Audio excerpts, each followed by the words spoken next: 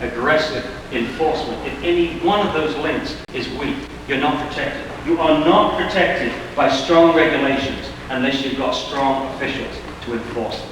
And clearly in North Carolina, you do not have officials protecting you or the environment. You have most of your officials protecting the industry in this state. And to hell with the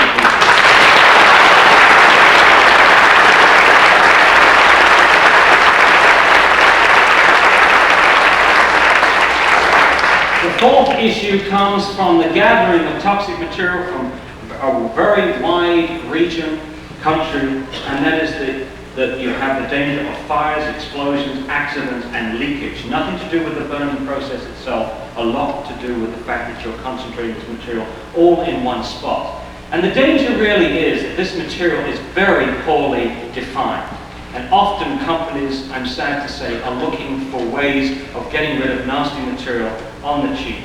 And so you're going to get even nastier material in those containers than is actually registered on the labels. In fact, this is a point I think you might have the first bit of videotape. Can you put that on? I just want to show you what happened to Shakopee, Minnesota, where they had a regional hazardous waste incinerator. This is just a couple of minutes.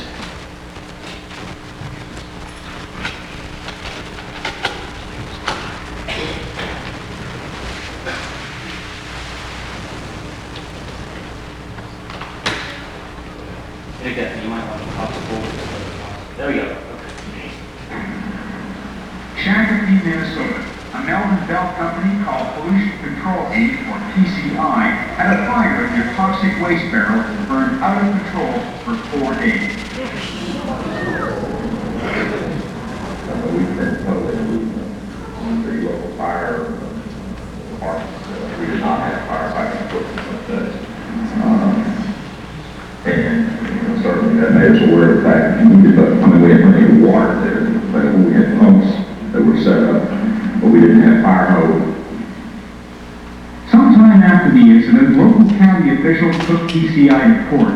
The company was described as constituting a public nuisance, which subjected inhabitants to unjustifiable pollution of the air, land, and water. The court documents said the company's action caused irreparable harm, and the court decided to shut them down. It was early in this industry's history. We gained a lot of experience. I'll grant you that we were not blameless. We made some mistakes there. We corrected. And I think that speaks well of our corporation, not poorly. Could you hold that there? I'm going to come back to that tape in a moment. Don't take that out. Just hold it there. Hold it there. The fifth issue is the disposal of the ash. And it's very important to remember, if you cannot remove, it cannot destroy the metals, the best you can hope to do is to remove the metals in the ash. And it's just a simple truism to state that the better the incinerator is, the better the control equipment on your incinerator, the more toxic the ash. And then the question becomes, what do you do with this toxic ash? Well, often you're scrounging around looking for a place to put it, but in this facility, you get both the air emissions and you get the ash. So that's an issue in itself. Before I go on to the sixth issue, there was something I wanted to quickly mention on dioxins. Some of the spokesmen from the industry and their friends in the regulatory agencies are telling the people that dioxin is no longer an issue. I don't think they're right, and I want to give you some evidence for that. Last July, the Dutch government announced that cow's milk being produced downwind of a large trash incinerator, not hazardous waste, trash incinerator, had 3 times the level of dioxin in it than cow's milk from anywhere else in Holland. And that included near cities, near industrial areas, and so on. They did not close the incinerator down. What they did do was to tell 16 dairy farms producing 1 million gallons of milk a year to send their milk to a hazardous waste treatment facility where the milk was skimmed and the fat was destroyed in a hazardous waste incinerator. So tell the Dutch that dioxins are not a problem. Here is a country famed for its cheese and other dairy products. Incidentally, for those of you who consume dairy products in the area of this facility within 10 miles, you should be aware that according to our calculations, 1 quart of cow's milk is equivalent to breathing the air for 8 months next to that cow. In other words, some of you, I'm afraid, will think that you've won if this is put in Iredell, Rowan counties. I can't stress enough, and I suspect that most of you do believe this. You don't want this facility anywhere in North Carolina. Hello, my name is Paul Connett. It's on a rather grey and overcast day, a little bit of rain. We're in the town of Lenoir, Caldwell County, North Carolina. And behind me is the remains of a hazardous waste incinerator. In this videotape, we'll be looking at 3 incinerators. This one that's no longer operating, one that continues to operate in Rock Hill, South Carolina, and a 3rd facility which is proposed for other areas of North Carolina. In this videotape, we will be focusing in on the concerns of the citizens who have been through many years of first-hand experience of this incinerator behind me in Lenoir, Caldwell County. And we'll be listening to the concerns of the citizens in Rock Hill, South Carolina, who also live near that facility. And that facility was built by the company Thermochem, precisely the company that is proposed to build and operate the 3rd facility here in North Carolina. In essence, this film is the difference between public relations and public interest. Public relations from the state, public relations from the industry says that hazardous waste incineration is safe, there's nothing to worry about. Public interest, as portrayed by citizens, as articulated by citizens, is that it's not safe and the state doesn't protect you. The big coincidence is this plant in its last year of operation, I believe, burned about 17 million pounds of hazardous waste. There's not a sign nowhere the side of a 3x5 car that even told you the thing was here. I built a home on land that was my mother's, that was hers when I was born. And I had no idea this facility was here, or that what its use was, let's put it that way. I knew the facility was here, but didn't know what it was being used for. Truett, you had a farm just a short distance away from this hazardous waste incinerator. What did you experience in that farm? What was it like to live there? Well, I can't hardly describe what it was like, and at the last it was terrible living there, I'll put it that way. Experiencing all the smoke and ash, odors. It was just miserable for the family to try to live under it. I couldn't breathe good. I had to, when I did sleep at night, I'd have to sleep on 3 or 4 pillows. I caught myself getting up all during the night, sitting up in a chair in order to breathe. I had severe headaches. It would make me nauseous. I would get, I couldn't cough up. I'd have to take my finger and pull the phlegm up and stuff. Anytime we smelled smoking odors at our residence, our son would, his respiration would change.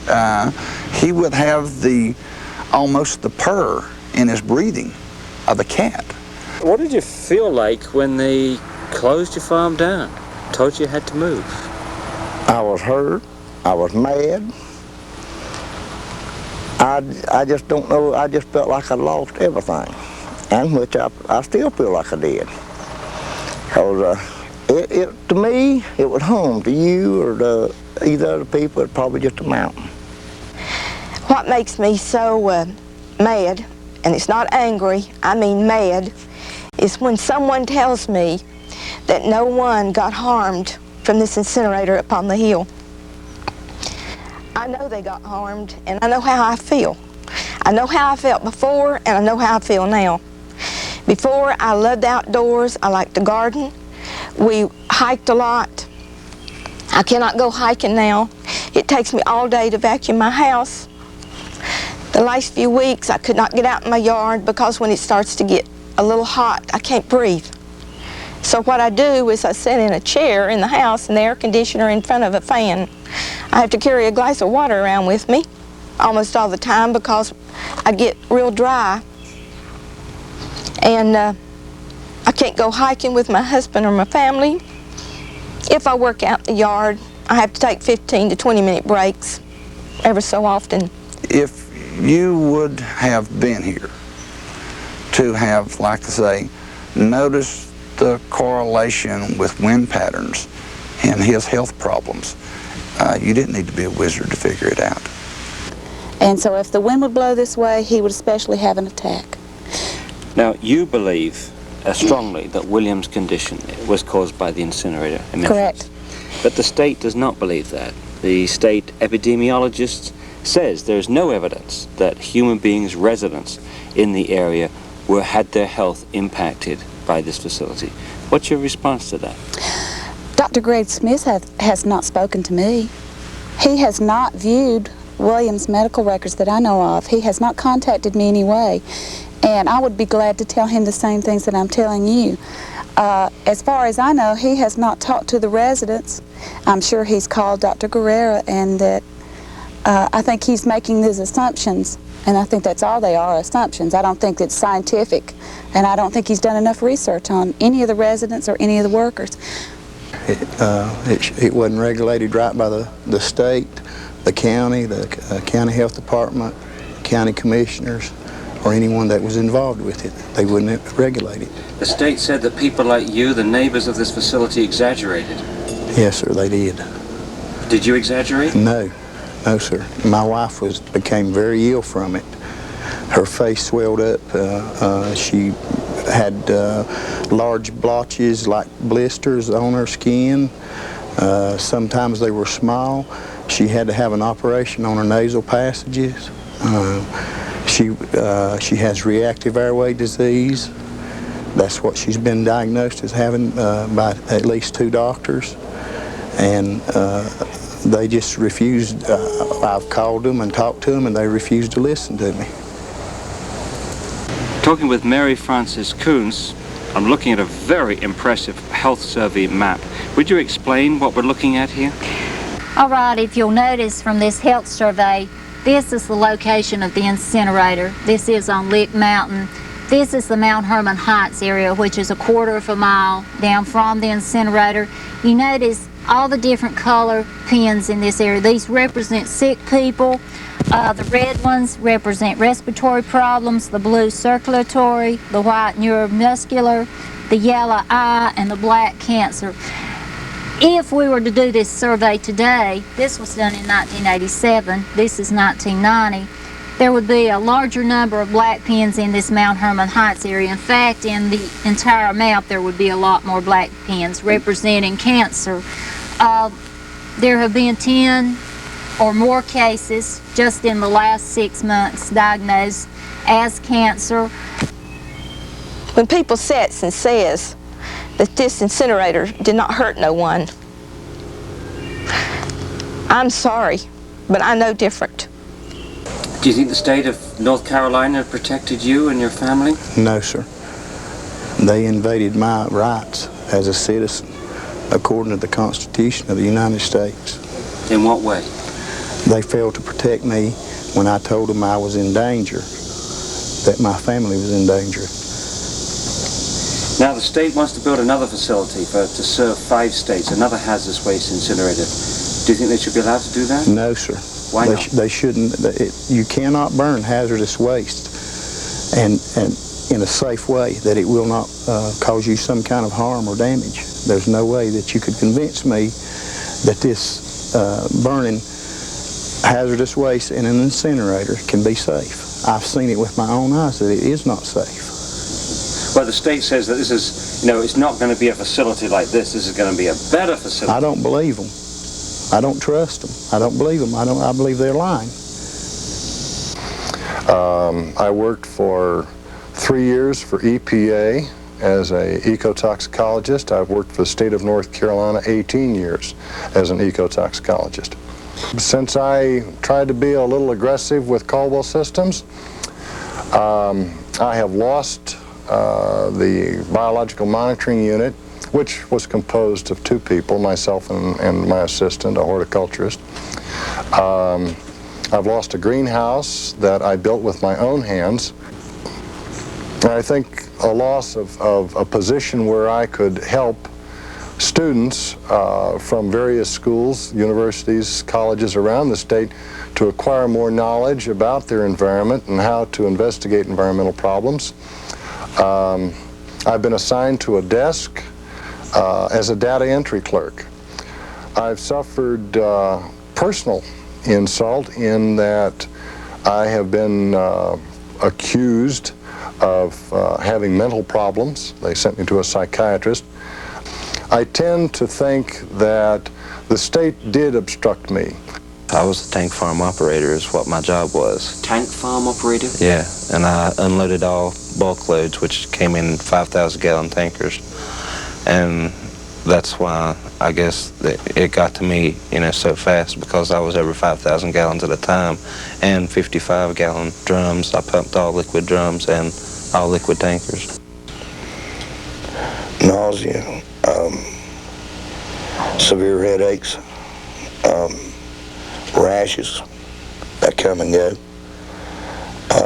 balance problems, memory problems. I do stuff that embarrasses me. I've always been the type of person that I've always been in command of my life, and the majority of my life I've been a supervisor or a responsible person, and people. I was taking care of other people all my life. They had sent me to 4 or 5 different company doctors, and nobody could get rid of the rash that I had. I had a rash from head to toe. It was like in big running sores, and some of them would bust open, you know, and bleed in big running sores, and some would be big knots that would come up. I had a knot on my back. I got a scar right there where it was at.